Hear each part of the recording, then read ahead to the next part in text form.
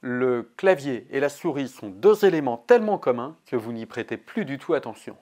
Pour autant, une meilleure utilisation et un meilleur placement permettent de réduire les tensions au niveau cervical et de vous sentir mieux à votre poste de travail. Voyons tout de suite comment nous pouvons optimiser ces réglages. Pour le clavier et la souris, il y a trois évidences qui méritent d'être soulignées.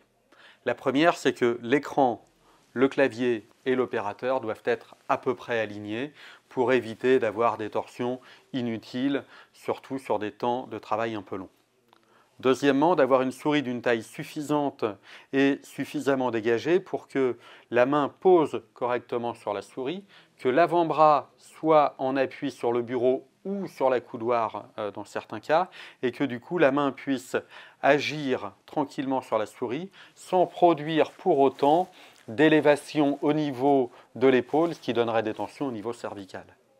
Et troisième point, le clavier, qui lui peut être réglé comme ici, complètement à plat, ou alors en dessous vous pouvez actionner deux petites pattes qui permettent de le relever d'un cran, et il y en a encore deux autres sur celui-là qui permettent de le relever encore un petit peu plus. Classiquement, il est plutôt recommandé d'avoir le clavier légèrement relevé, ce qui place vos mains et vos poignets dans une meilleure situation, permet d'avoir les poignets qui posent tranquillement sur le bureau et les doigts qui agissent de manière efficace sur le clavier.